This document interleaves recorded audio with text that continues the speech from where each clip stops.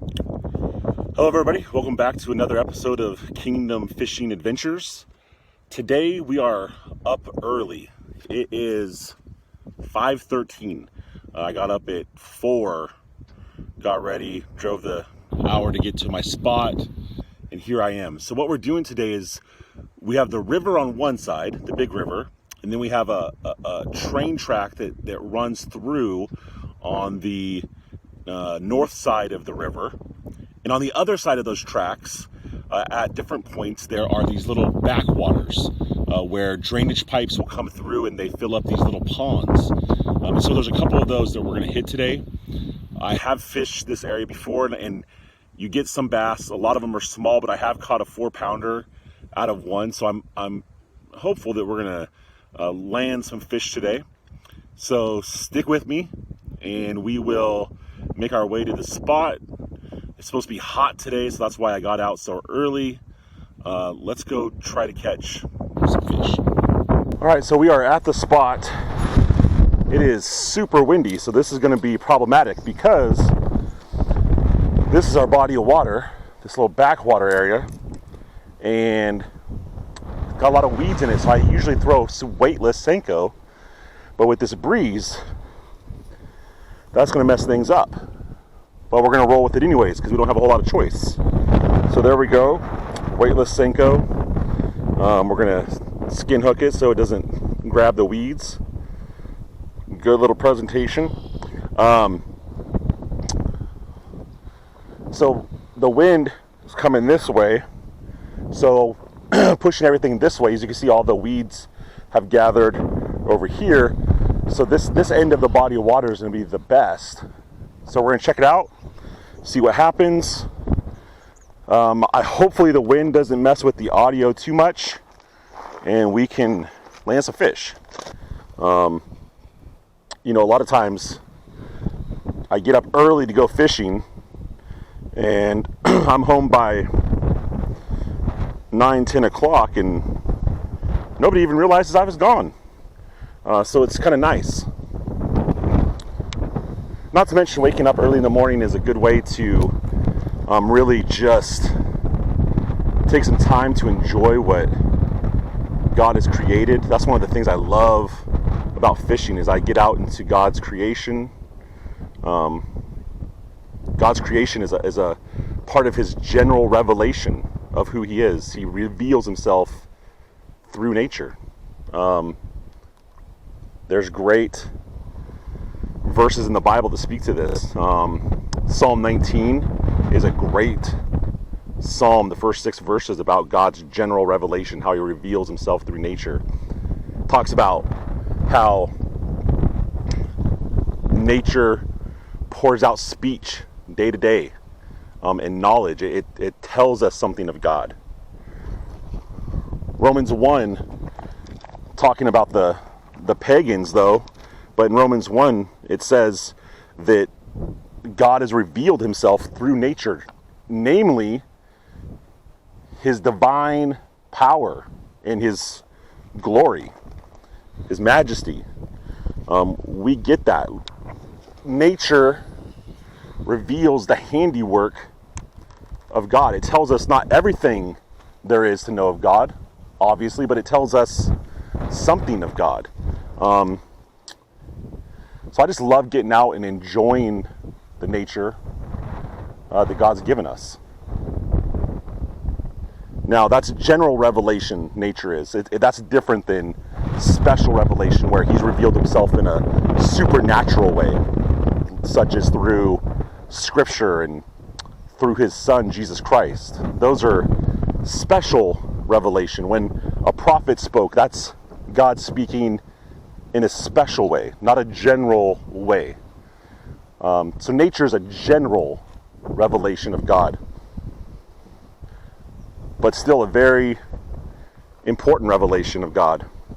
Honestly, I can't see how you can come out into nature and look around and not declare the glory and the majesty of God. I mean, look at everything that we see. It's just amazing. And they would have you believe that this is all accidental, that this just kind of happened. A big bang happened and some particles banged together and created this with no intelligent design, no creator.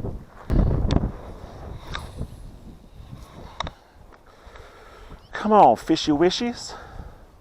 Come on, fish. Come on. Let's play. Oh boy. I am a poor wayfaring stranger traveling through this world of woe. Oh, we're getting a little bite here. Getting a little something. Ah, yeah. There we go. Just a little guy. Little guy. But it's a fish.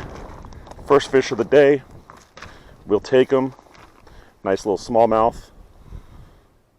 Maybe approaching a pound, 3/4 of a pound maybe. So, there we go.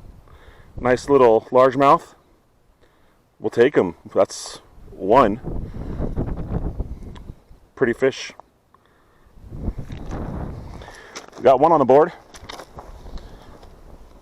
Get the release here. And he's out. Here we go. Oh. One. Oh, did you let it down? I waited too long. No. Oh, here he goes.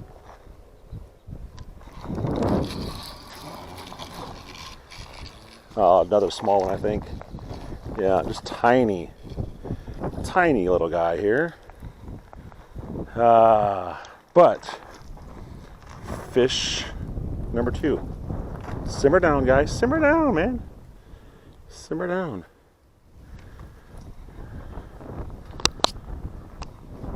All right. There he is. Another little one. About the same size as the other guy we had. Let's throw him back in.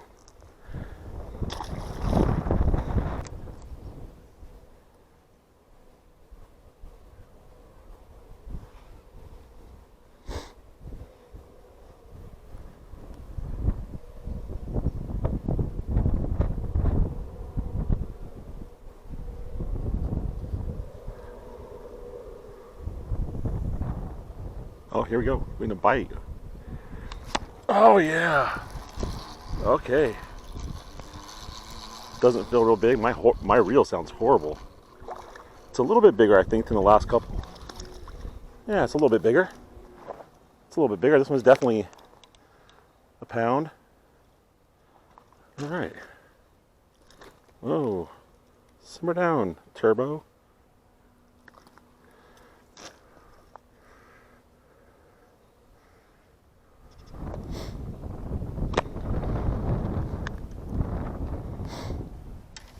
Okay, so this one's a little bit bigger. Not much, but a little bit. Pretty fish. But I threw it, my worm right over in this area because I thought, oh man, they're going to be pushed up against there. All right, you guys, so that spot wasn't as great as I'd like it to be. I was there for about an hour and 45 minutes, walked along the bank. I managed to land 3 pretty small largemouth. So I think we're going to switch it up. We're going to go to another spot down the road. Hopefully the wind will die down a little bit. It's a little bit different conditions. Same type of place where it's a backwater separated from the big river by some railroad tracks. But here at this next spot, you have to fish from the top of the railroad tracks, and it's about a 20-foot or so steep decline, like rock scree down to the water. So I fish from up near the tracks, and the fish, it's really weedy, except for like the 5 feet closest to the bank, and the fish kind of swim up and down that little weedless part, I've noticed. and that's where I've caught some. They had some bigger fish in it though. So if we catch one, it'll probably be bigger than the ones that we've caught today. And so we throw, once again, the Senko, because there's so much weeds, right in that little 5-foot area, let it kind of sink down, and hopefully they'll come and grab it. If they do, we got to kind of try to get it up that 20-foot little scree. And then once I get it unhooked, I'll go partway down the scree and toss it back in. It's a little bit of a toss, but they'll be okay. Let's go check it out. Okay guys, we're coming up on the next spot. Just a small body of water, railroad tracks. On the other side is, let me come on up here. On the other side is the river, and you can see white caps out there, so you see how windy it is. So what we're going to do is come down here. We're going to fish from the top, because going down this rock scree is dangerous. Let me show it to you. Okay, here. It's a lot steeper than it looks, but I fell down it the other day. That's how I got this.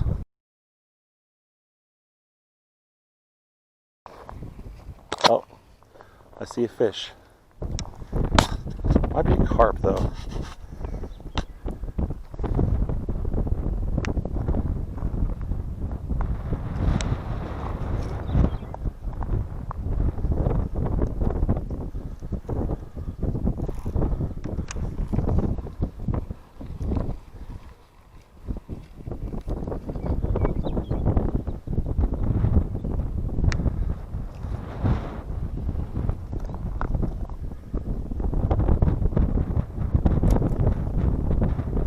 Oh, he's going for it. He's going for it.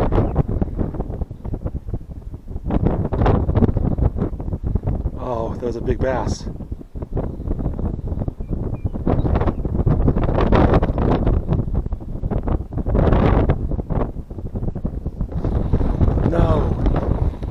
No, he went for it. It was a big bass. Dude.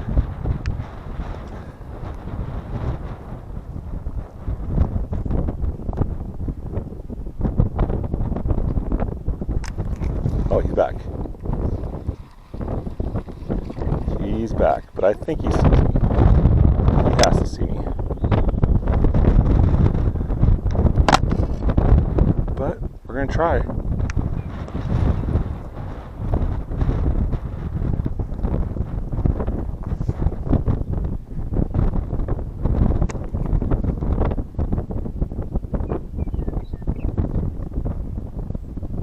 He's curious.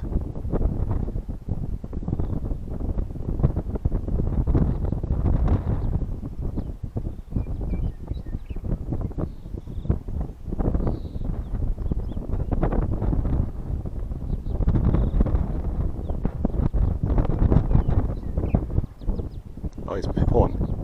He's pulling. We're gonna have him. 1, 2, 3. We got him. Big bass. Big bass. We're gonna have to go down and get him. Do you got this? Do you see this? Oh my goodness. Okay.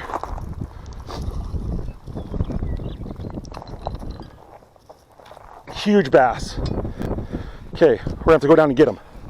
Oh my goodness. Okay, whoa, hold on. Don't flop. Don't flop. This is treacherous. Dude, this might be a PB. Oh, this is huge. Oh, no. Don't go towards the water. Oh, this bass is huge. Huge. Oh, wait. Okay, it's big, but not huge. Okay, whew. We got him. We got him. We got him. Look at him. Look at that. That thing's 4 pounds. Down there it felt huge. But that is a big, big bass. I mean, just look compared to my pole. Let me get a picture of him. Nice.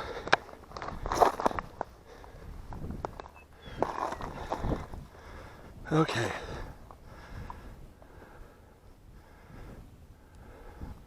Nice bass.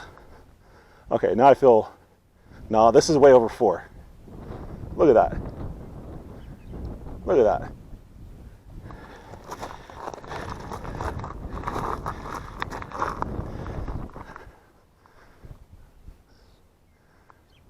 Way over 4. Let's weigh him.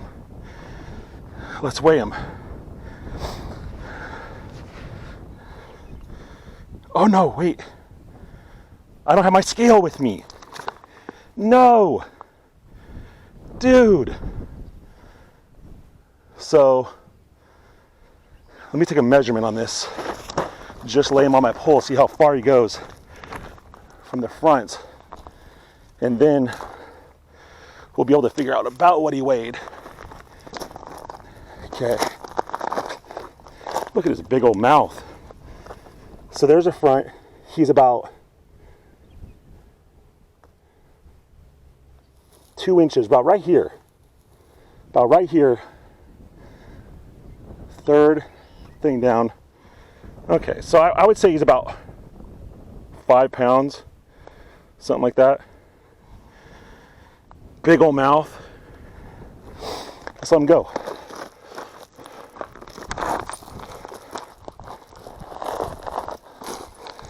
Whew, man. Oh. Okay.